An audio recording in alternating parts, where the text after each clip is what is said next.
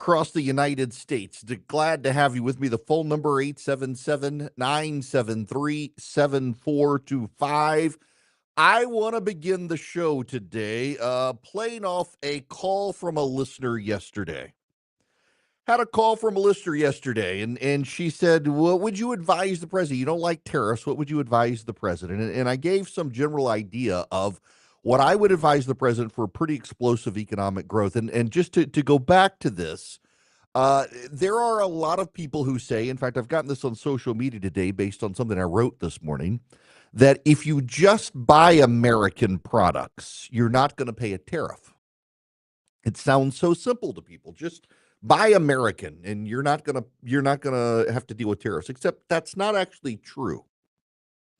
And let me play this out for you on why it's not true. And again, this is not to pick on the owner of the knife company in Montana, the Montana Knife Company.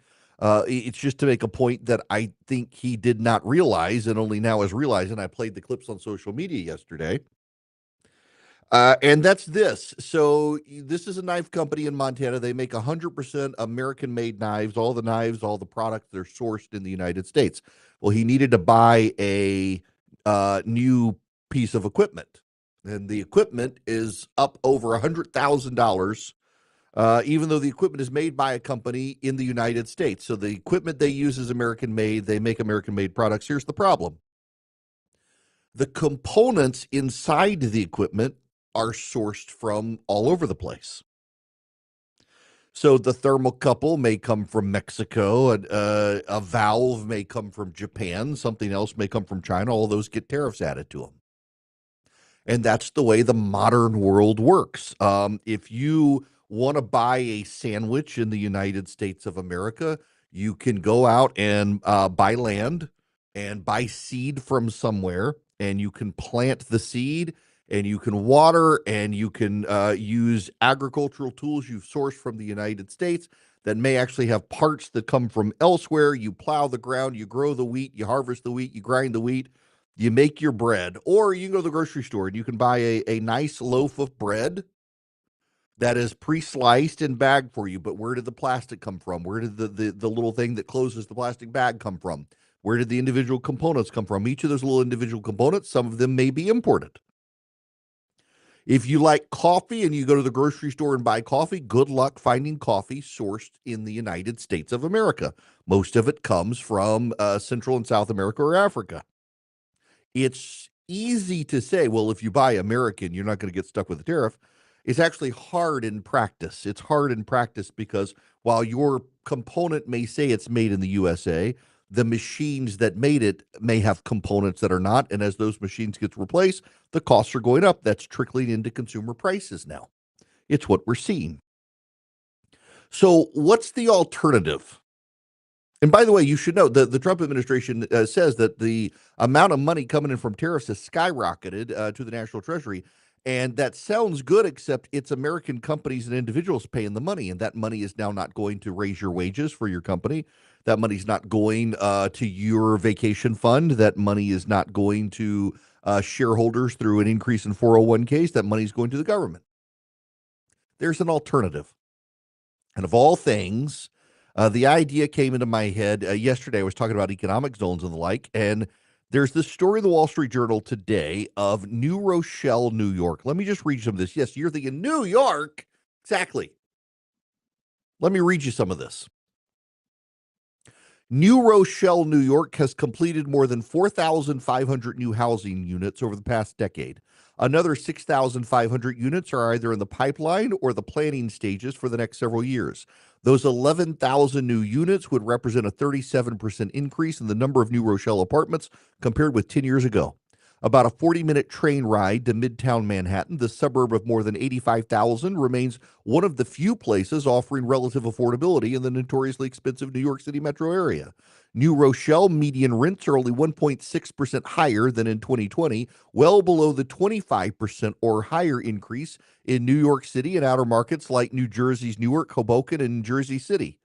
New Rochelle's, pay attention to this, New Rochelle's median rent actually declined 2%. from 2020 to 2023, while median rent nationally surged at a double-digit rate. City officials say they relied on a policy framework that encourages residential building. New Rochelle streamlined environmental reviews, offered developers tax incentives, and created standardized zoning rules to make it easier and cheaper to build homes. Community pushback in New Rochelle doesn't cause the same delays common in other cities. If a residential project meets certain criteria, New Rochelle officials assure it will get a 90-day approval process. They set the playbook, then private developers come and play, says Scott Reschler, chief executive of RXR. The property developer created a master plan for the city's redevelopment and has invested more than $1 billion in the city.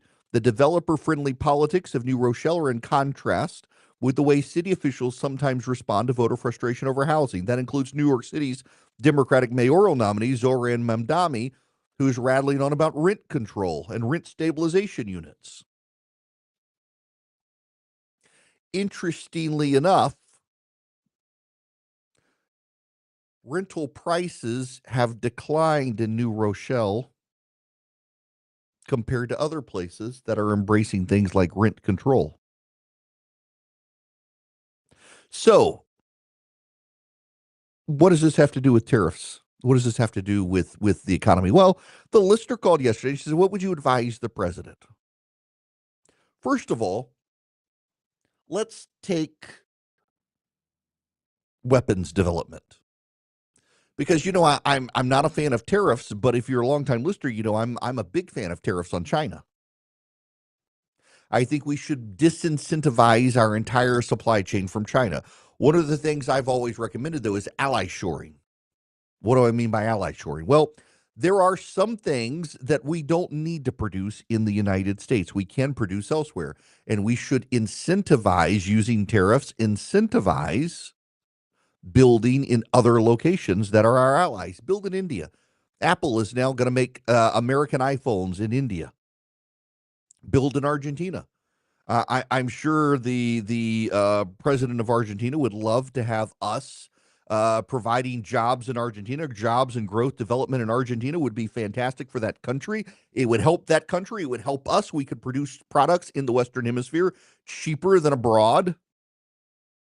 Find our allies and build in our allies. Find our third world friends and start helping them develop jobs in their countries. Not everything needs to be made in this country. Even the president says we don't necessarily need socks and T-shirts made in the United States, but they don't need to be made in China either. They can be made in India. They can be made in the Philippines. They can be made in Thailand. They can be made in Argentina. They can be made in Peru. They can be made in countries in Africa that would employ people who are our allies. But there's more.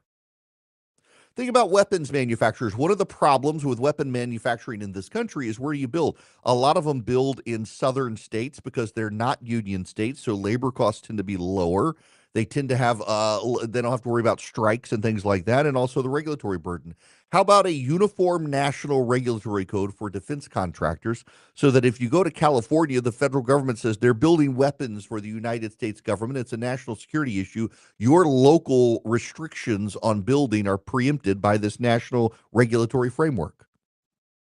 So the weapons manufacturer who builds in California or New York or Alabama or Florida has one regulatory code nationwide that they have to comply with. They're all intimately familiar with it, and so they can get product, they can build their manufacturing hubs very quickly and then get to building weapons very quickly. We have a problem highlighted by the United States Navy right now that is having serious trouble not just building, but also maintaining ships.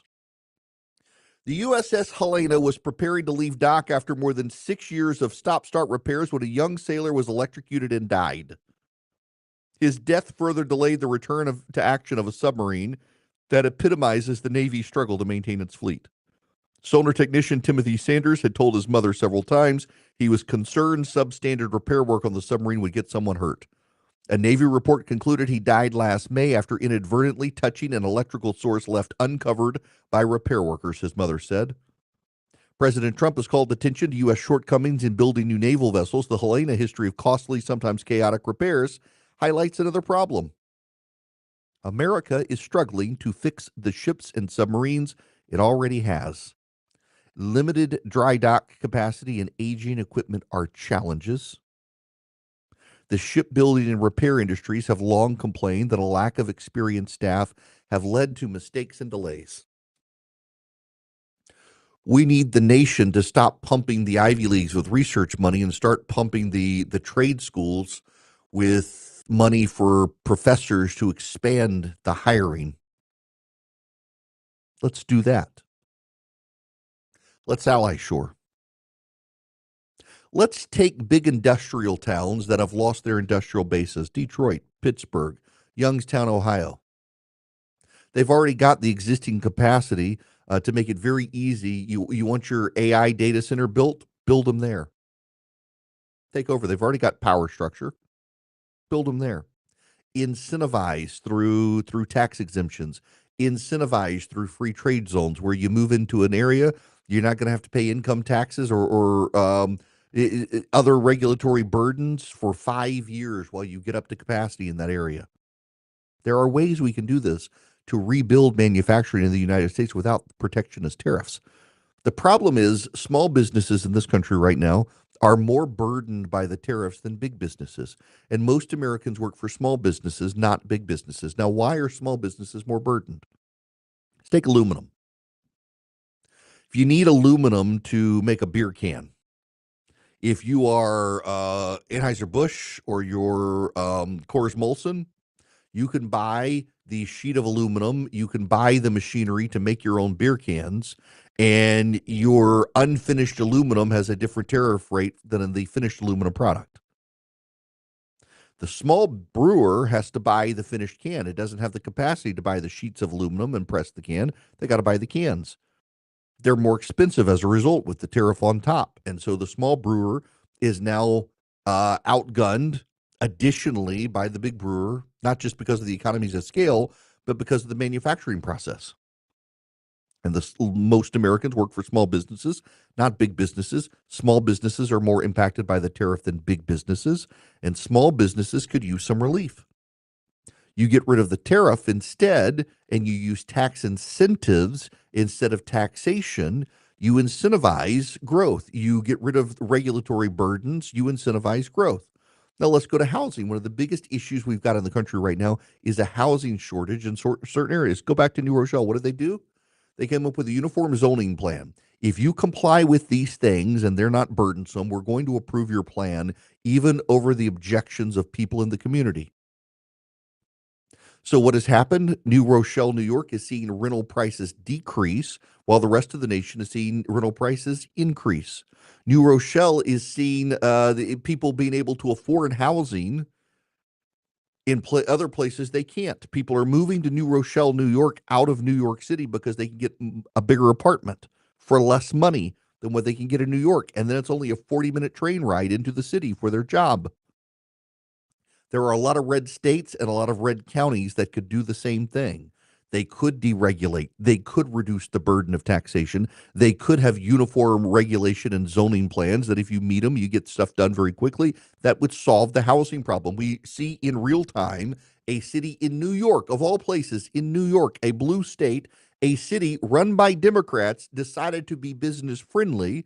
And not only did they bring down the cost of housing for people, they expanded the availability of housing for people by deregulating, having common sense uniform zoning, and not politicizing the process. This can be done in red states and red cities. This can be done in former industrial towns that have all the infrastructure necessary for the AI revolution. They just lack the tax incentives to get companies to come in, buy the old factory, and turn it into the AI data center.